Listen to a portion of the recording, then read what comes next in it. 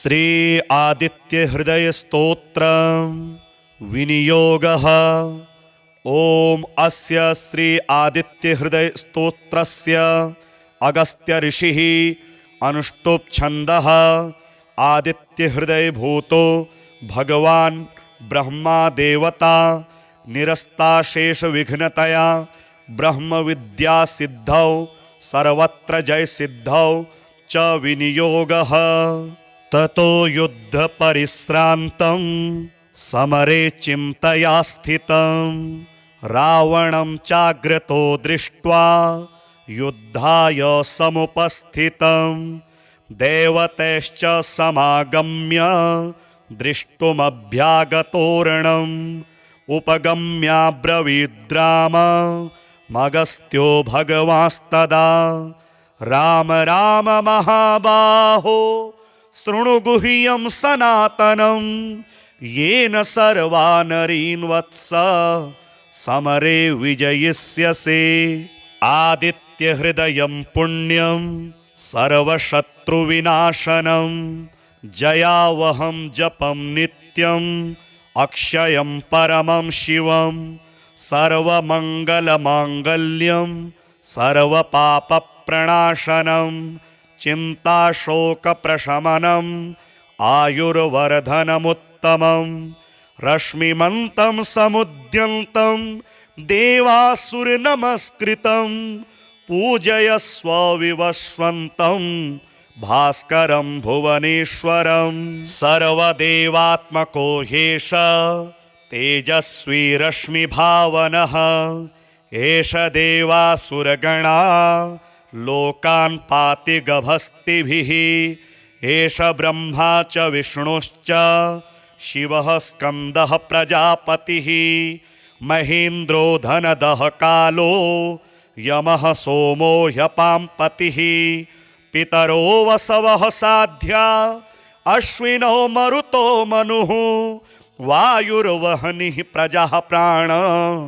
ऋतुकर्ता प्रभाकरः आदित्यः सविता सूर्यः खगः पूषा गभस्तिमान् सुवर्णसदृशो भानुर्हिरण्यरेता दिवाकरः हरिदश्वः सहस्रार्चिः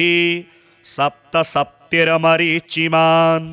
तिमिरोन्मथनः शम्भुस्त्वष्टा मार्तण्डकोऽंशुमान्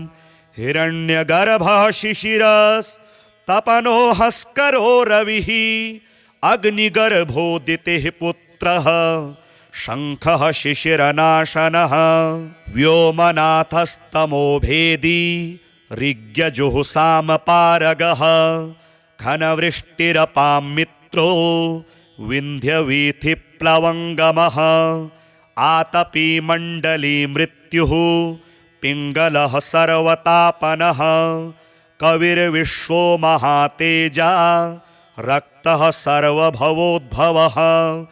नक्षत्रग्रहताराणाम् अधिपो विश्वभावनः तेजसामपि तेजस्वी द्वादशात्मन्नमोऽस्तु ते। नमः पूर्वाय गिरये पश्चिमायाद्रये नमः ज्योतिर्गणानां पतये दिनाधिपतये नमः जयाय जयभद्राय हर्यश्वाय नमो नमः नमो नमः सहस्रांशो आदित्याय नमो नमः नम उग्राय वीराय सारंगाय नमो नमः नमः पद्मप्रबोधाय प्रचण्डाय नमोऽस्तु ते। ब्रह्मेशानाच्युतेशाय सूरायादित्यवर्चसे भास्वते सर्वभक्ष्याय रौद्राय वपुषे नमः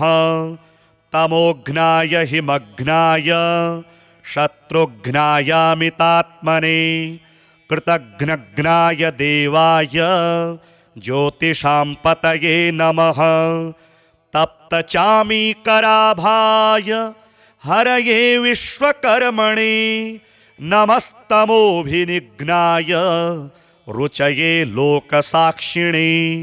नाशयत् जगत्येष वैभूतं तमेव सृजति प्रभुः पायत्येष तपत्येष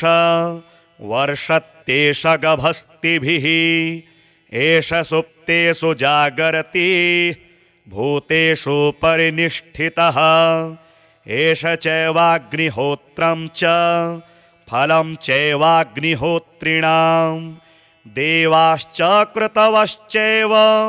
क्रतूनां फलमेव च यानि कृत्यानि लोकेषु सर्वेषु परमप्रभुः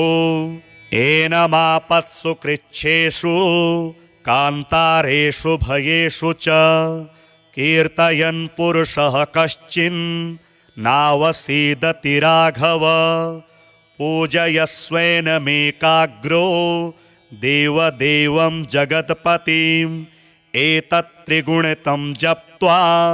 युद्धेषु विजयिष्यसि अस्मिन् क्षणे महाबाहो रावणं त्वं जहिष्यसि एवमुक्त्वा ततोऽगस्त्यो जगाम स यथागतम्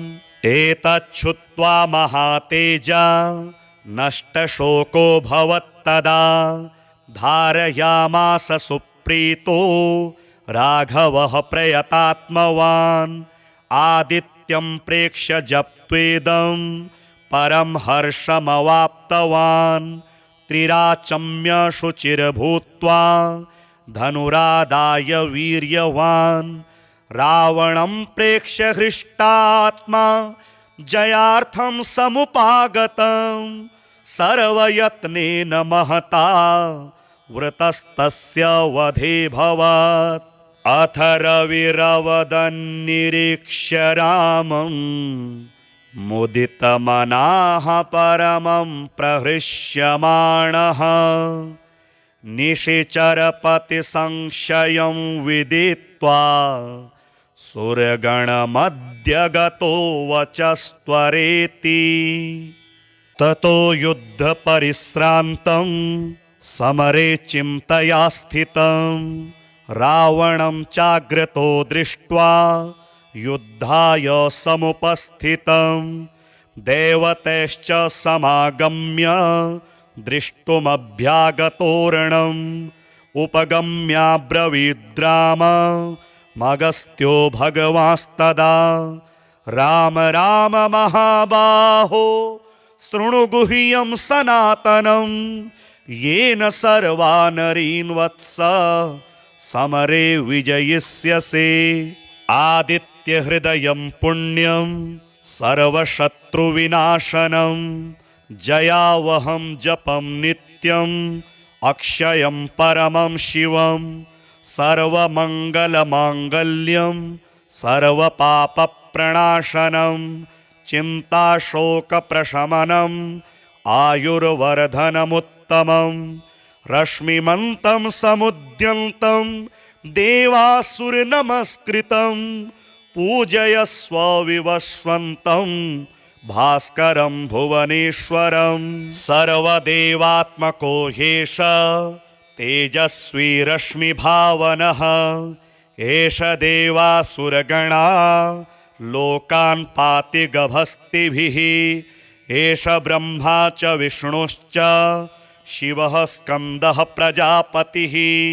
महेन्द्रो धनदः कालो यमः सोमो ह्यपाम्पतिः पितरो वसवः साध्या अश्विनो मरुतो मनुः वायुर्वह्निः प्रजः प्राण ऋतुकर्ता प्रभाकरः आदित्यः सविता सूर्यः खगः पूषा गभस्तिमान् सुवर्णसदृशो भानुर्हिरण्यरेता दिवाकरः हरिदश्वः सहस्रार्चिः सप्तसप्तिर्मरीचिमान् तिमिरोन्मथनः शम्भुस्त्वष्टा मार्तण्डकोऽंशुमान्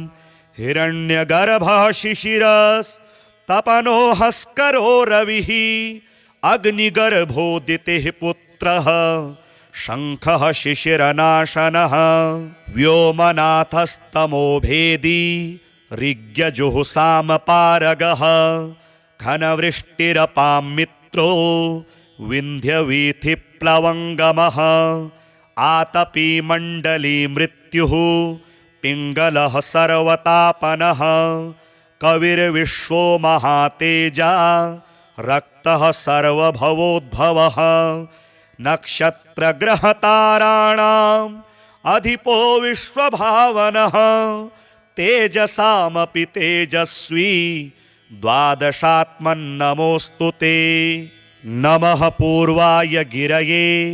पश्चिमायाद्रये नमः ज्योतिर्गणानां पतये दिनाधिपतये नमः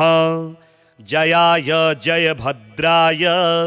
हर्यश्वाय नमो नमः। नमो नमः सहस्रांशो आदित्याय नमो नमः। नम उग्राय वीराय सारंगाय नमो नमः। नमः पद्मप्रबोधाय प्रचण्डाय नमोऽस्तु ते। ब्रह्मेशानाच्युतेशाय सूरायादित्यवर्चसे भास्वते सर्वभक्ष्याय रौद्राय वपुषे नमः। तमोघ्नाय हिमघ्नाय शत्रुघ्नायामितात्मने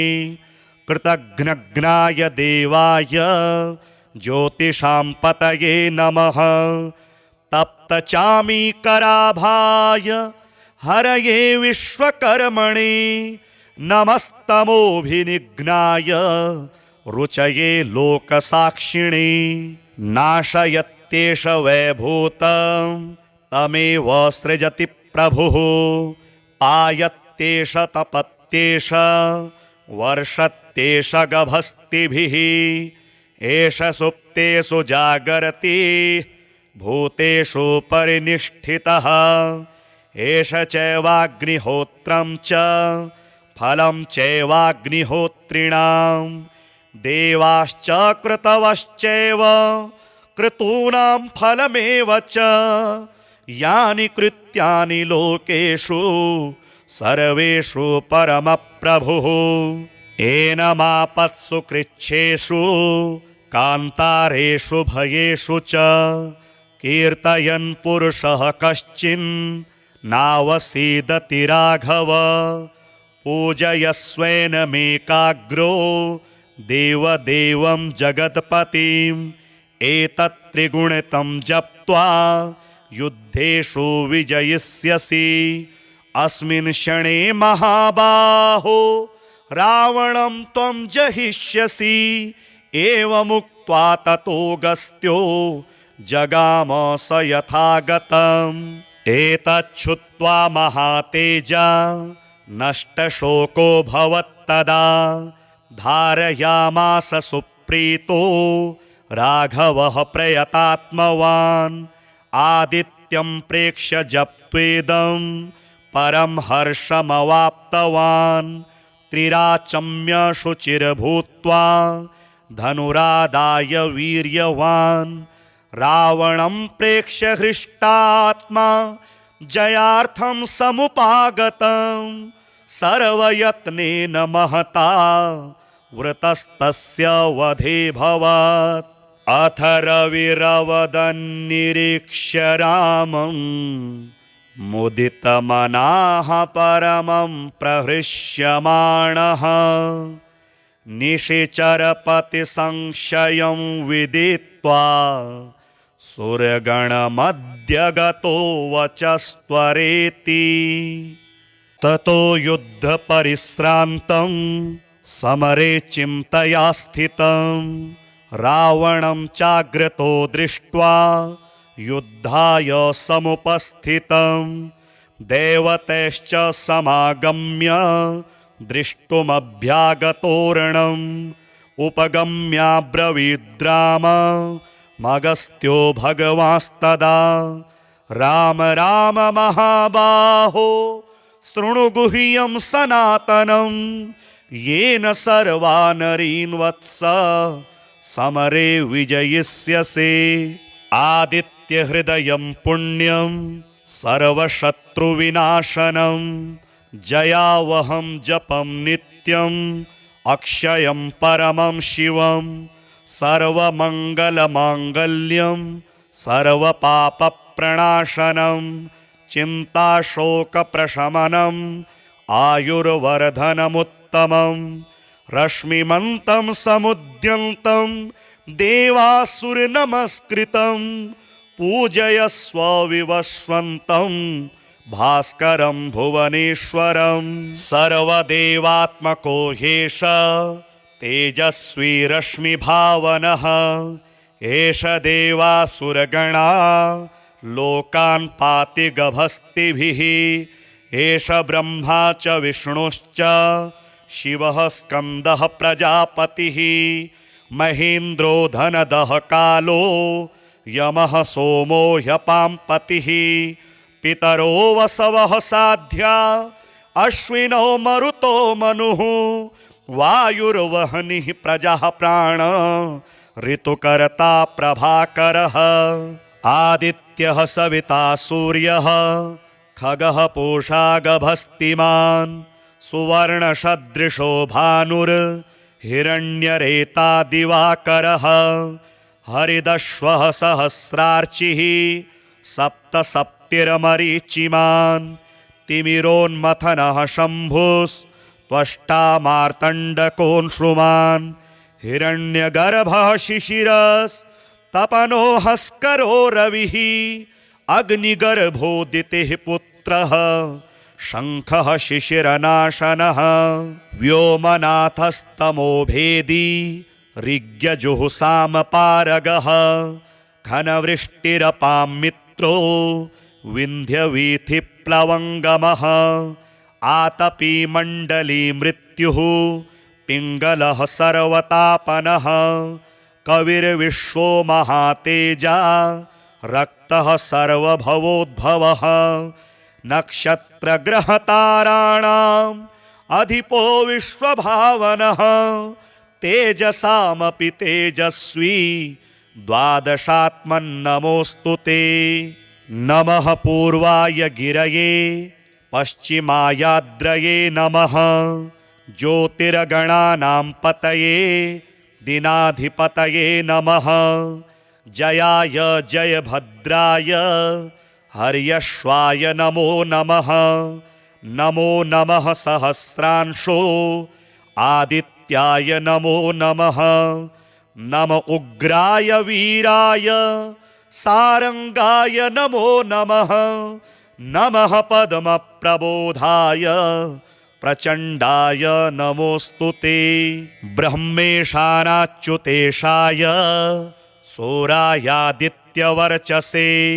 भास्वते सर्वभक्ष्याय रौद्राय वपुषे नमः तमोघ्नाय हिमघ्नाय शत्रुघ्नायामितात्मने कृतघ्नघ्नाय देवाय ज्योतिषां पतये नमः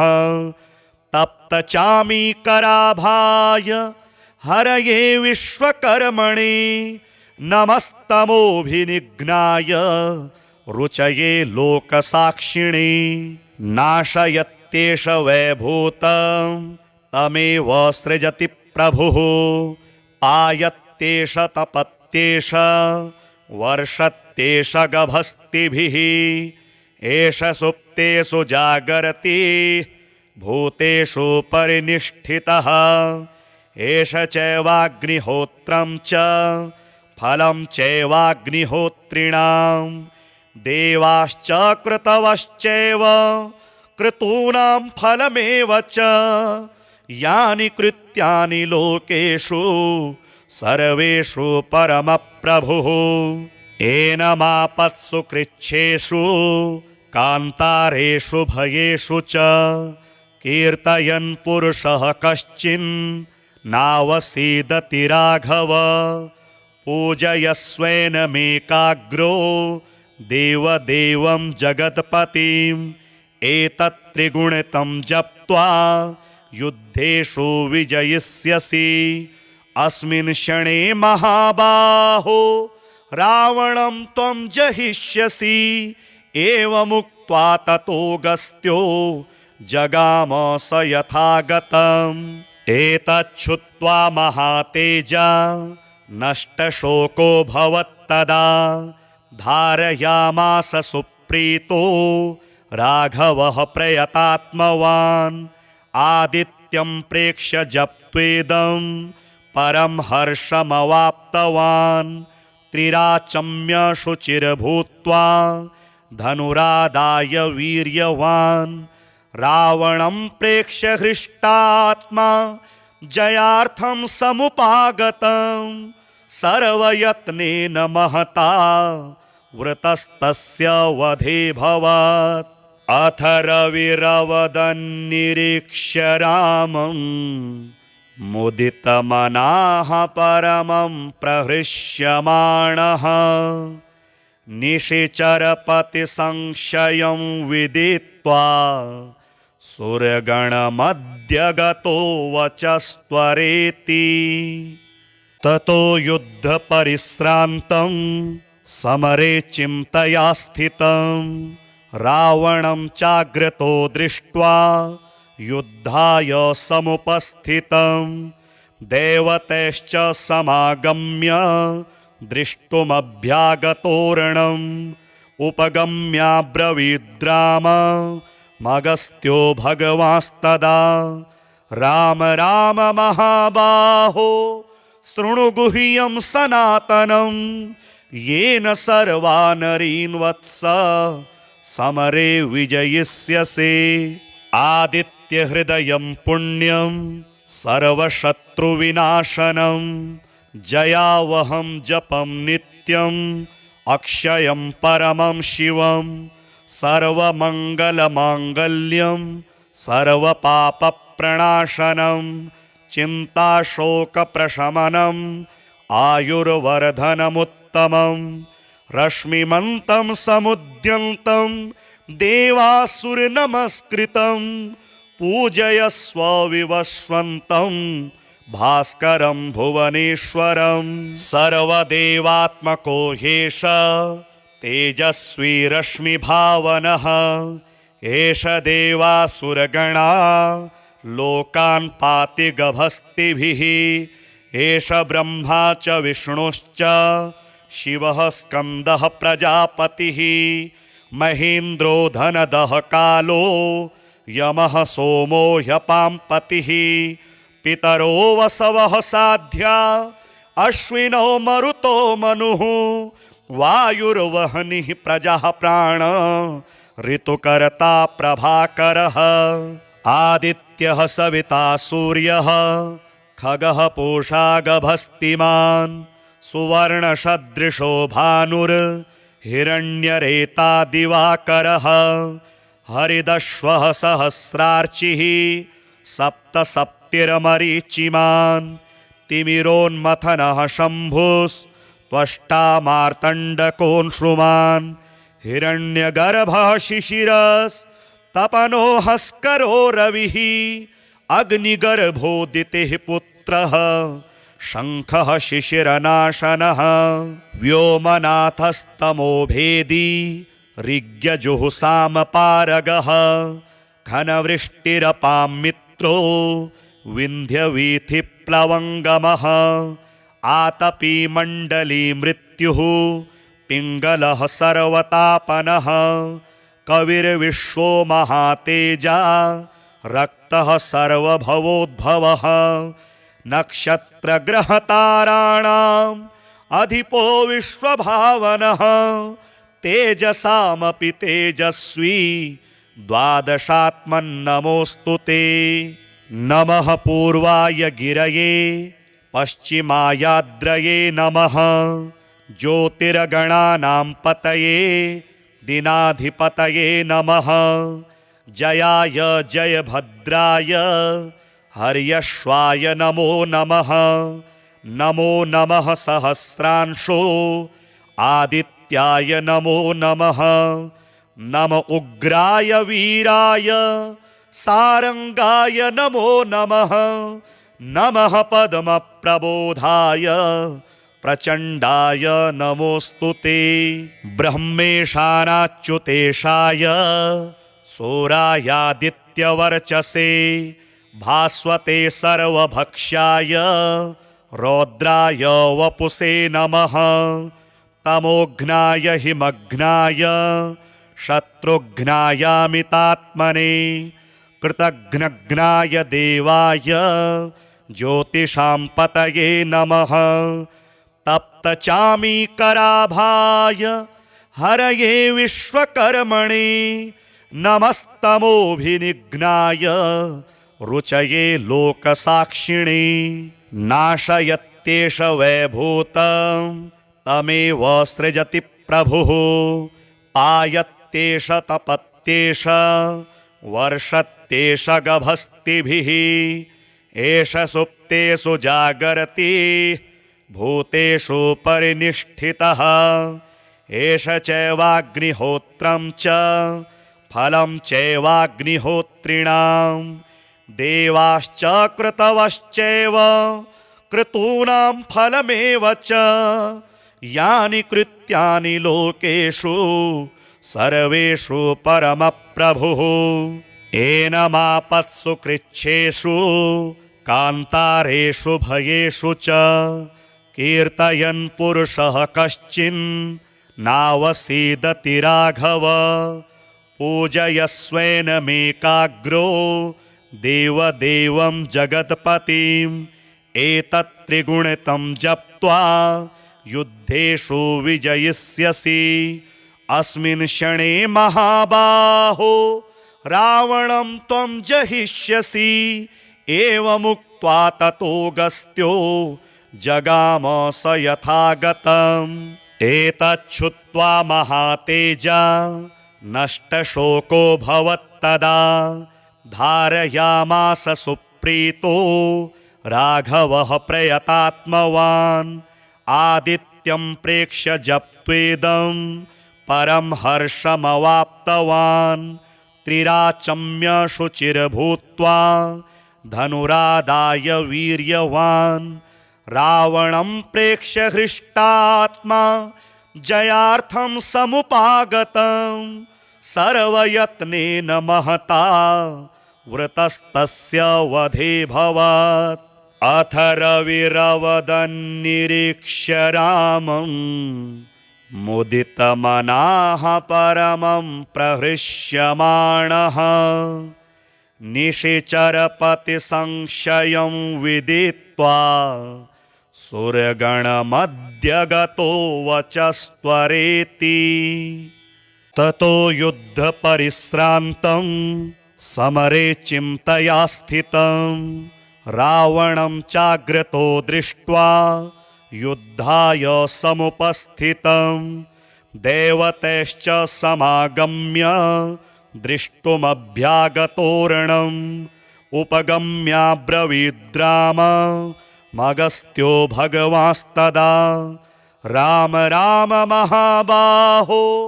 शृणु गुह्यं सनातनं येन सर्वा नरीन् वत्स समरे विजयिष्यसे आदित्यहृदयं पुण्यं सर्वशत्रुविनाशनं जयावहं जपं नित्यम् अक्षयं परमं शिवं सर्वमङ्गलमाङ्गल्यं सर्वपापप्रणाशनं चिन्ताशोकप्रशमनम् आयुर्वर्धनमुत्तमं रश्मिमन्तं समुद्यन्तं देवासुरनमस्कृतं पूजयस्व विवस्वन्तं भास्करं भुवनेश्वरं सर्वदेवात्मको ह्येष तेजस्वी रश्मिभावनः एष देवासुरगणा लोकान् पाति गभस्तिभिः एष ब्रह्मा च विष्णुश्च शिवः स्कन्दः प्रजापतिः महेन्द्रो धनदः कालो यमः सोमो ह्यपाम्पतिः पितरो वसवः साध्या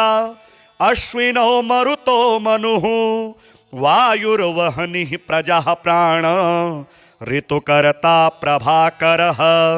आदित्यः सविता सूर्यः खगः पूषा गभस्तिमान् सुवर्णसदृशो भानुर् हिरण्यरेता दिवाकरः हरिदश्वः सहस्रार्चिः सप्तसप्तिर्मरीचिमान् तिमिरोन्मथनः शम्भुस्त्वष्टा मार्तण्डकोऽंशुमान् हिरण्यगर्भः शिशिरस्तपनो हस्करो रविः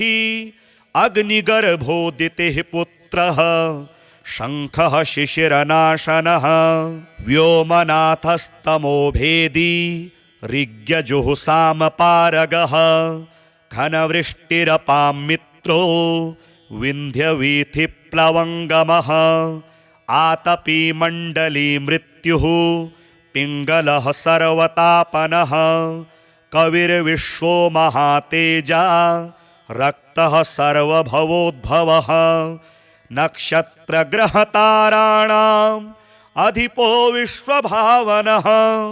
तेजसामपि तेजस्वी द्वादशात्मन्नमोऽस्तु ते नमः पूर्वाय गिरये पश्चिमायाद्रये नमः ज्योतिर्गणानां पतये दिनाधिपतये नमः जयाय जयभद्राय हर्यश्वाय नमो नमः नमो नमः सहस्रांशो आदित्याय नमो नमः नम उग्राय वीराय सारंगाय नमो नमः नमः पद्मप्रबोधाय प्रचण्डाय नमोऽस्तु ते ब्रह्मेशानाच्युतेशाय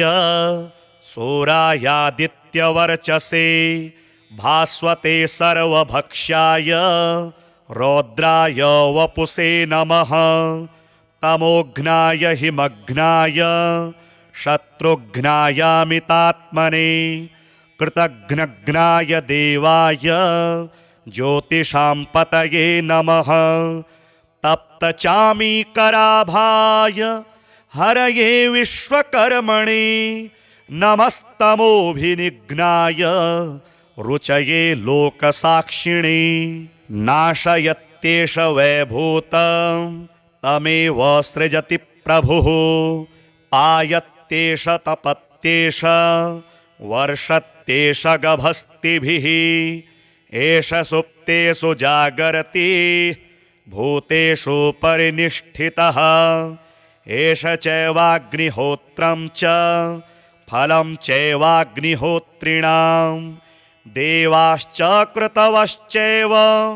कृतूनां फलमेव च यानि कृत्यानि लोकेषु सर्वेषु परमप्रभुः एनमापत्सु कृच्छ्रेषु कान्तारेषु भयेषु च कीर्तयन् पुरुषः कश्चिन् नावसीदति राघव पूजयस्वेनमेकाग्रो देवदेवं जगत्पतिम् एतत्त्रिगुणितं जप्त्वा युद्धेषु विजयिष्यसि अस्मिन् क्षणे महाबाहो रावणं त्वं जहिष्यसि एवमुक्त्वा ततोऽगस्त्यो जगाम स यथागतम् एतच्छ्रुत्वा महातेजा नष्टशोको भवत्तदा धारयामास सुप्रीतो राघवः प्रयतात्मवान् आदित्यं प्रेक्ष्य जप्त्वेदं परं हर्षमवाप्तवान् त्रिराचम्य शुचिर्भूत्वा धनुरादाय वीर्यवान् रावणं प्रेक्ष्य हृष्टात्मा जयार्थं समुपागतं सर्वयत्नेन महता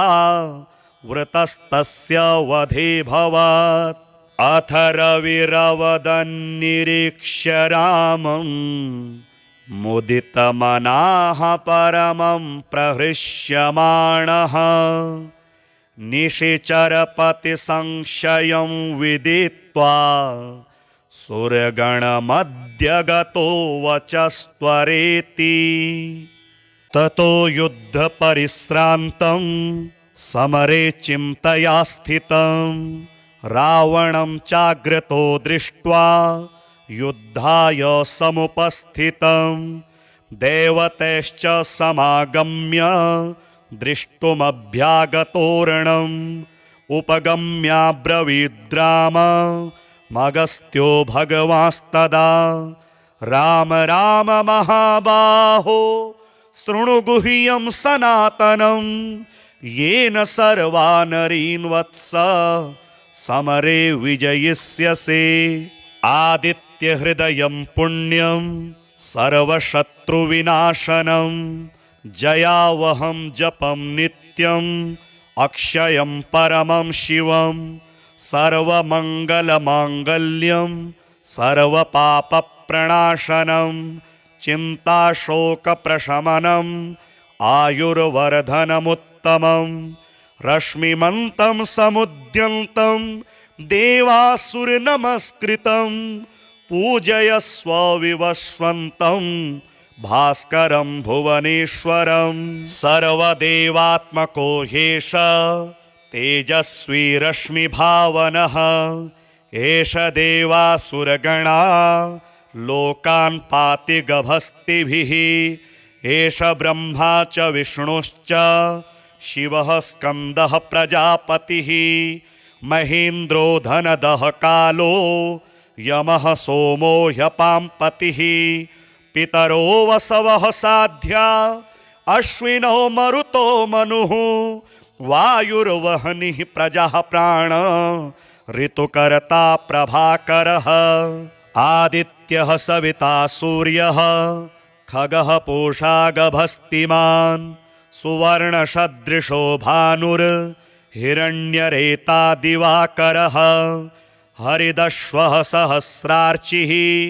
सप्तसप्तिर्मरीचिमान् तिमिरोन्मथनः शम्भुस्त्वष्टा मार्तण्डकोऽंशुमान् हिरण्यगर्भः शिशिरस्तपनो हस्करो रविः अग्निगर्भोदितिः पुत्रः शङ्खः शिशिरनाशनः व्योमनाथस्तमो भेदी ऋग्यजुःसामपारगः घनवृष्टिरपां मित्रो विन्ध्यवीथिप्लवङ्गमः आतपी मण्डली मृत्युः पिङ्गलः सर्वतापनः कविर्विश्वो महातेजा रक्तः सर्वभवोद्भवः नक्षत्रग्रहताराणाम्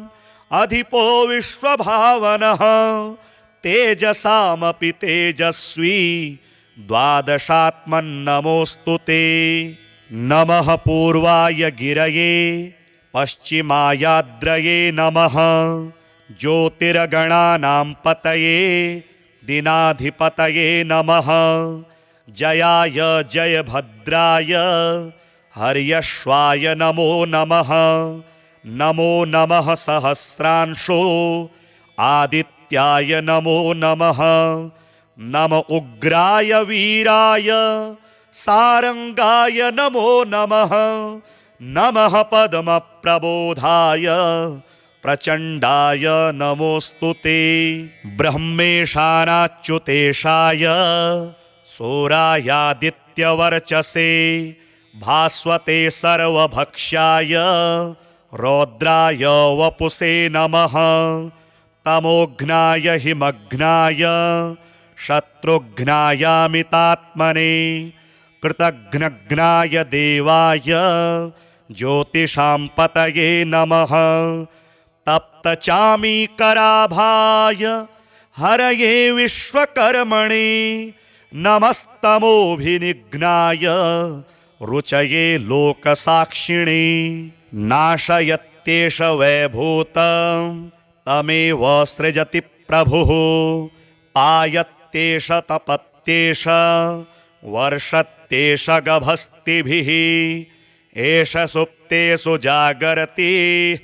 भूतेषु परिनिष्ठितः एष चैवाग्निहोत्रं च फलं चैवाग्निहोत्रिणां देवाश्च कृतवश्चैव क्रतूनां फलमेव च यानि कृत्यानि लोकेषु सर्वेषु परमप्रभुः एनमापत्सु कृच्छ्रेषु कान्तारेषु भयेषु च कीर्तयन् पुरुषः कश्चिन् नावसीदति राघव पूजयस्वेनमेकाग्रो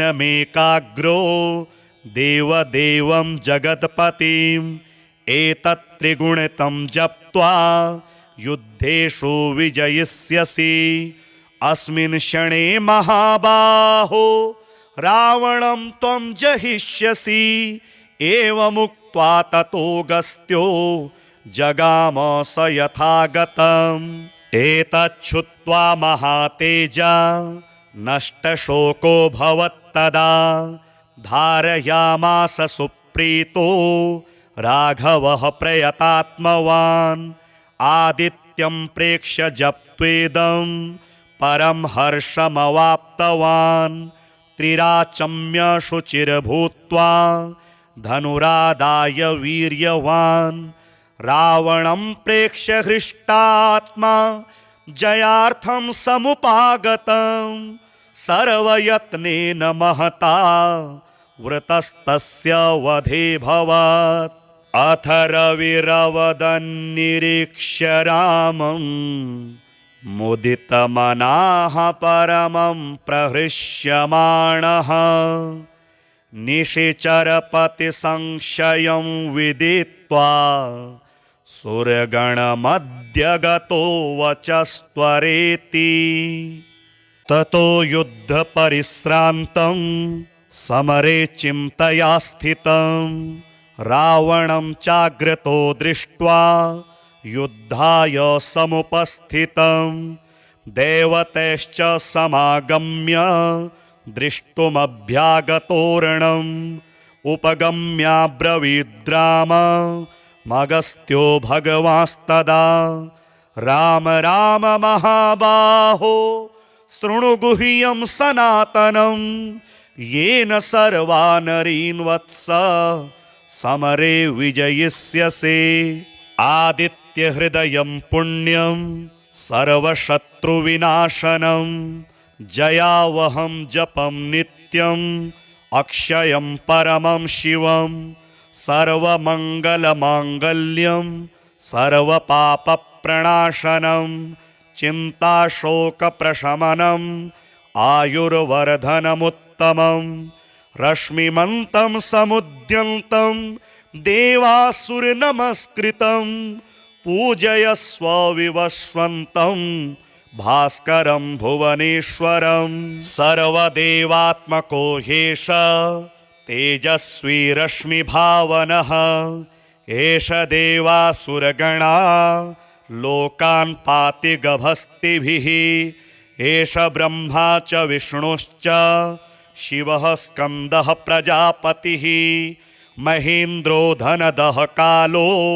यमः सोमो ह्यपाम्पतिः पितरो वसवः साध्या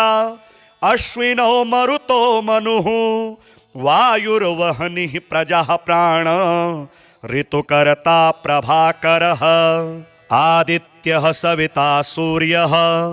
खगः पूषा गभस्तिमान् सुवर्णसदृशो भानुर्हिरण्यरेता दिवाकरः हरिदश्वः सहस्रार्चिः सप्तसप्तिर्मरीचिमान् तिमिरोन्मथनः शम्भुस्त्वष्टा मार्तण्डकोऽंशुमान् हिरण्यगर्भः शिशिरस्तपनो हस्करो रविः अग्निगर्भोदितिः पुत्रः शङ्खः शिशिरनाशनः व्योमनाथस्तमो भेदी ऋग्यजुःसामपारगः घनवृष्टिरपां मित्रो विन्ध्यवीथिप्लवङ्गमः आतपी मण्डली मृत्युः पिङ्गलः सर्वतापनः कविर्विश्वो महातेजा रक्तः सर्वभवोद्भवः नक्षत्रग्रहताराणाम् अधिपो विश्वभावनः तेजसामपि तेजस्वी द्वादशात्मन्नमोऽस्तु ते नमः पूर्वाय गिरये पश्चिमायाद्रये नमः ज्योतिर्गणानां पतये दीनाधिपतये नमः। जयाय जयभद्राय हर्यश्वाय नमो नमः। नमो नमः सहस्रांशो आदित्याय नमो नमः। नम उग्राय वीराय सारंगाय नमो नमः। नमः पद्मप्रबोधाय प्रचण्डाय नमोस्तुते। ब्रह्मेशानाच्युतेशाय सूरायादित्यवर्चसे भास्वते सर्वभक्ष्याय रौद्राय वपुषे नमः। तमोघ्नाय हिमघ्नाय शत्रुघ्नायामितात्मने कृतघ्नघ्नाय देवाय ज्योतिषां पतये नमः। तप्तचामीकराभाय हरये विश्वकर्मणे नमस्तमोभिनिघ्नाय रुचये लोकसाक्षिणे। नाशयत्येष वैभूतं तमेव सृजति प्रभुः। पायत्येष तपत्येष वर्षत्येष गभस्तिभिः। एष सुप्तेषु जागर्ति भूतेषु परिनिष्ठितः। एष चैवाग्निहोत्रं च फलं चैवाग्निहोत्रिणां। देवाश्च कृतवश्चैव क्रतूनां फलमेव च। यानि कृत्यानि लोकेषु सर्वेषु परमप्रभुः। एनमापत्सु कृच्छ्रेषु कान्तारेषु भयेषु च कीर्तयन् पुरुषः कश्चिन् नावसीदति राघव। पूजयस्वेनमेकाग्रो देवदेवं जगत्पतिम्। एतत् त्रिगुणितं जप्त्वा युद्धेषु विजयिष्यसि। अस्मिन् क्षणे महाबाहो रावणं त्वं जहिष्यसि। एवमुक्त्वा ततोऽगस्त्यो जगाम स यथागतम्। एतच्छ्रुत्वा महातेजा नष्टशोको भवत्तदा। धारयामास सुप्रीतो राघवः प्रयतात्मवान्। आदित्यं प्रेक्ष्य जप्त्वेदं परं हर्षमवाप्तवान्। त्रिराचम्य शुचिर्भूत्वा धनुरादाय वीर्यवान्। रावणं प्रेक्ष्य हृष्टात्मा जयार्थं समुपागतं। सर्वयत्नेन महता वृतस्तस्य वधे भवत्। अथ रविरवदन्निरीक्ष्य रामं मुदितमनाः परमं प्रहृष्यमाणः। निशिचरपतिसंशयं विदित्वा सुरगणमध्यगतो वचस्त्वरेति।